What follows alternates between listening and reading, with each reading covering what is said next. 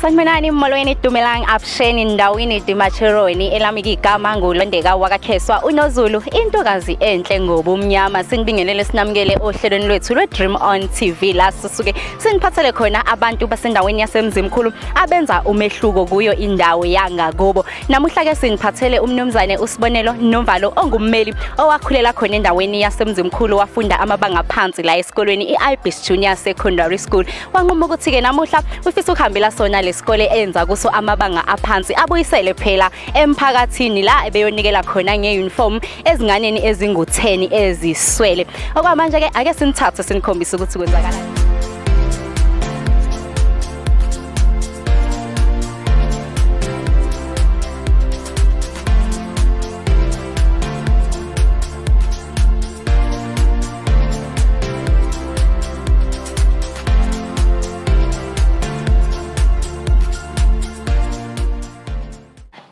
Hamba khulume ubaba Nomvalo. Ngithanda ukuyicacisa lento ba uye kanye lo bengikhuluma ngayo ndithi wayefunda la ekhaya. Ngiyayithanda ke nokuyicacisa ndenzela abafundi bababone umzekelo. Wayefunda la ekhaya. Namhlanje useThekwini phaka kuSmith Street. Umagazula weqwetha lo.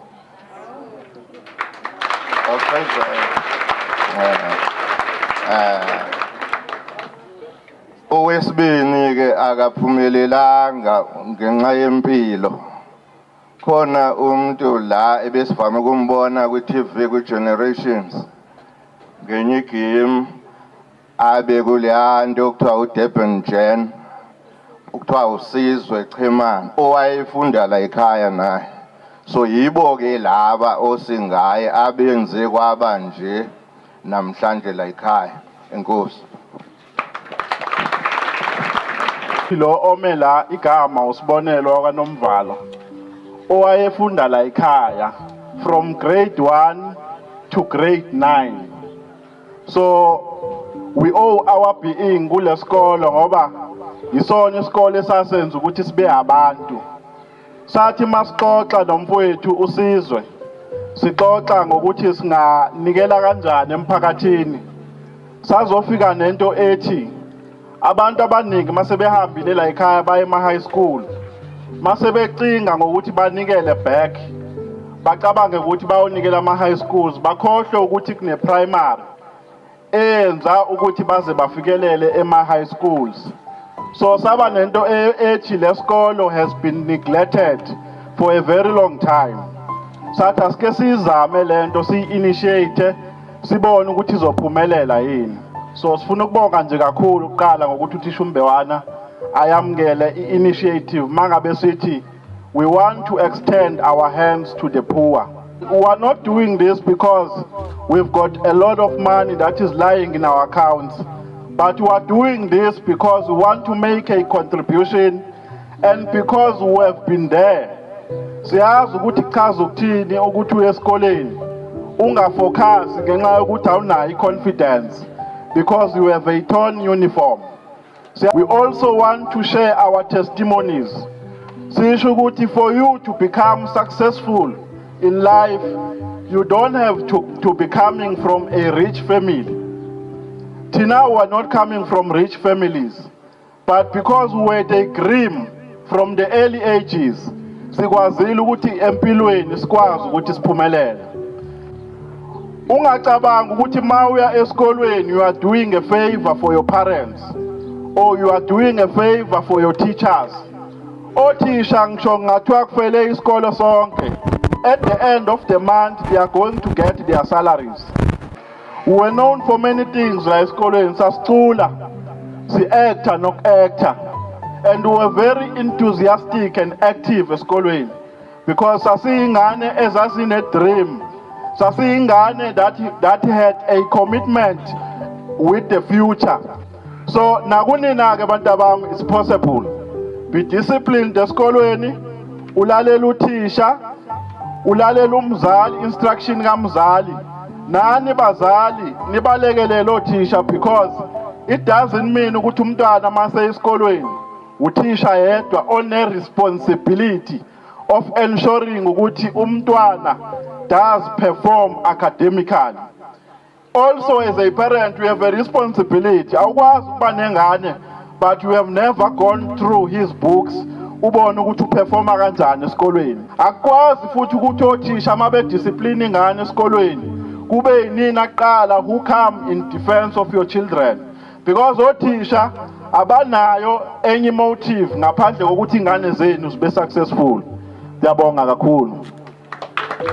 Njengamanje phambi kwami sinayeke laphaya umnumzane uSbonelo Nomvalo okunguyeke obela namhlanje ngikubulisa. Ngiyabingelela kubabukeli beDream On TV. Yebo sibonile ke umsebenzi wakho owenzile, mhlambe nje uma ungachazela umbukeli ekhaya ukuthi kungani sila namhlanje. Yeah, isizathu sethu sokuthi sibe la is because we have been inspired by ukuthi sizonikela to our former primary school, Ibisi Junior Secondary School. This is where we studied our lower classes from grade 1 until grade 9. So because we know the circumstances, we've been studying here, we've been part of this school. We know that this is a school that has a majority of learners who come from poor backgrounds. And we know what it means going to school with a torn uniform. And as I've said earlier, that we're not doing this because we are rich or because we've got a lot of money in our accounts, but we are doing this out of a moral obligation, and we are doing this with the little we have, and also to inspire abanye abantu to the community that there is something that they can do with the little they have. You don't have to be rich for you to help a black child. Mhlambe ungathini nje kwabanye osomabhizinisi ukuthi bebuyisela emphakathini ubaphe nje amazwi? No, into engayisho kwabanye osomabhizinisi ukuthi as part of investing in our future, let us ensure ukuthi siya contribute kwi-education yase South Africa, because without education we've got no good future as South Africa. Because when we invest to these learners while they are young, we are ensuring that South Africa has a very bright future, because this is the future of South Africa. Uma ngabe sibayeka kule age abakuyona baze babe inspired by izinto ezirong kwi society noma kwi community, that would mean ukuthi in future we will not have good leaders, and we will not have academics, and we will not have leaders of society. So that is why we must instill these ideas of the importance of education while they are at lower grades. Ngicabanga ukuthi osomabhizinisi nabo they can also learn from what we have done by ensuring ukuthi they follow suit, they contribute with the little they have. You don't have to be earning millions for you to do this, but you can do with the little. Nathi we are not different from ordinary workers. We wake up at 8 o'clock in the morning and come back in the evening. So we are just like those workers who depend on salaries. But we said with those salaries, there is something we can do to influence society. Yebo njengoba sesikuzwileke mhlambe kukhona nje okunye ongakusho sesiphetha nje. No, engakusho nje ukuthi ngingasho ukuthi lesikole lesi I'm very disappointed in terms of the infrastructure, because I think I was here 15 years ago and there is no development whatsoever in terms of the infrastructure. So what I would say, I would call the government to intervene, because isikolo lesi esiphakela indawo eziningi. There are many surrounding areas here. Sino James, sino Bisa, sino Fish, and all of them, they depend on this school. It has produced a lot of graduates who are in good places, in prominent offices today. They studied here. So what I'm saying, I will make a call to all those who studied here to ensure ukuthi asisiyekelele isikolo sethu sife. Bonke abantu abafunde la, I know ukuthi kukhona bakuma influential positions, and there's something they can do. I mean, it can't be that a school will have the same classrooms that it had 20 years ago, I mean 50 years ago, because this school is very old. So we are not happy in terms of development. The provincial department must intervene in ensuring that the classrooms are conducive, because for a school to produce good results, the environment must be conducive. So we are calling all of those who sit in influential positions, including the Provincial Department of Education, ukuthi lesikole lesi kisibukele eduze ilekelele la engalekelela khona. Yebo, siyabonga kakhulu baba. Ngiyabonga. Njengamanje nginiphathele unguthisha nhloko walesi sikole uMr Mbewana. Mr Mbewana sikwamukele ohlelweni lwethu iDream TV. Siyabonga. Yebo. Njengoba namhlanje ke besinesihambeli sethu lapha umnumzane uSbonelo Nomvalo ebehambile isikole sakho saba nenhlanhla ekutheni sithole ukuthi kube nabafundi abathile abathola umnikelo weuniform. Mhlambe ngabe kuthini okwakho kuphawula?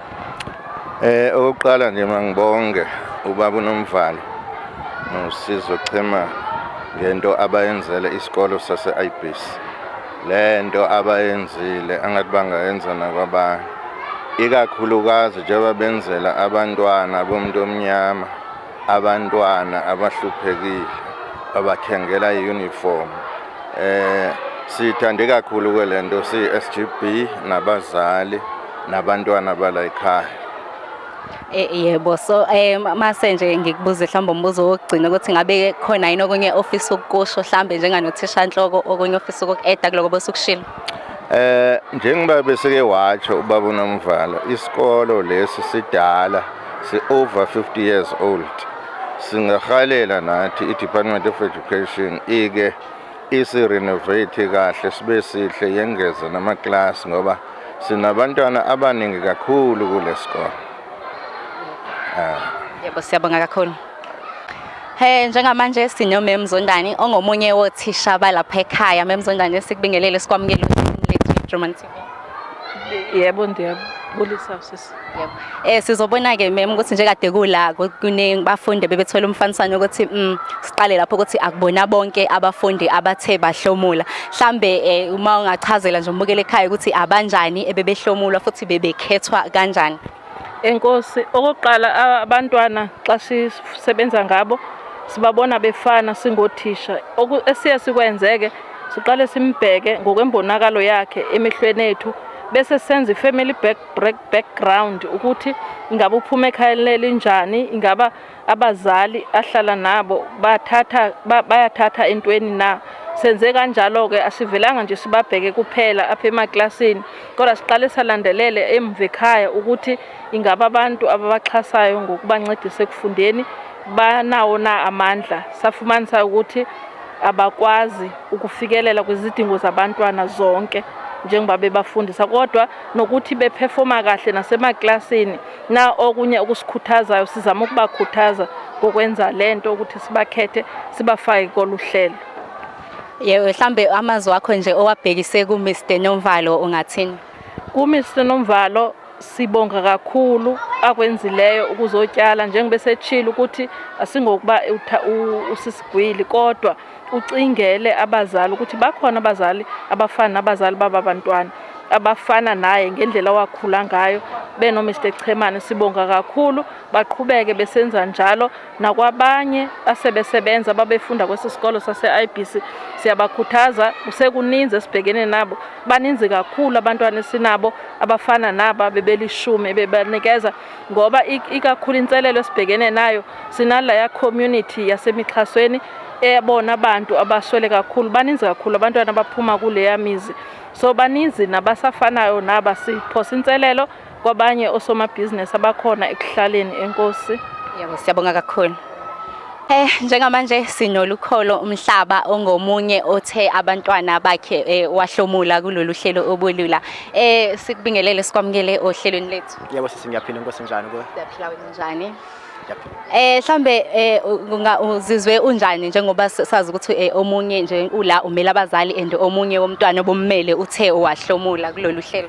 Ngizizwe ngijabule kakhulu ngesimo esenzeke namhlanje la Umzimkhulu esikoleni ngokuthi ngiziva inhliziyo yami ivuya kakhulu njengomshana okwazile ukuthi bathole uniform abayiphiwayo lapha esikoleni. Ngiyavuya kakhulu, angazi ukuthi ngingathini, lonwabo nje ngijabulile kakhulu ngaphakathi yami. Ngiyavuya kakhulu. Yebo, mhlambe amazwi wakho ongawabhekisa kuMr Nomvalo njengoba sazi ukuthi bona bathe balula isandla ungathini? Amazwi ami engawabhekisa kuMr Nomvalo ukuthi uNkulunkulu amsize futhi amvikele kuzo zonke indawo ahamba kuzo. kunokuthi aphe isandla esiphayo sibusisekile kunesandla esithi enkosi yanga kunganda lapho athatha khona ya uNkulunkulu ngathi angamsiza ya. Yebo, siyabonga kakhulu. Hi, njengamanje sino chairperson we-SGB Sigungu laphaya esimele abazali esikoleni uMr Duma. Mr Duma, ngikubingelele ngikwamukele ohlelweni lwethu. Ngiyabingelela. Yebo. Njengoba sesizule ukuthi ungo-chairperson we-SGB, ngabe mhlawumbe kuthini kwakho ukuphawula njengomuntu omele abazali uma ubona into enhle kangaka eyenziwe laphaya uBaba Nomvalo? Angithi nje uBaba Nomvalo nethimba lakhe lonke nje belisambelele ekhaya siye sakuthakasela kakhulu lokho, sakubona kuwumbono omuhle ophosile mabefunda la ekhaya kwiminyaka eyadlulayo bakwazi kodwa ukuthi basikhumbule namhlanje bazokwazi babe yingxalenye yalesikole. Yebo, mhlambe ungathini nje mangabe sowukhulumela abazali kakhulukazi kulaba ingane zabo ezithe zahlomula?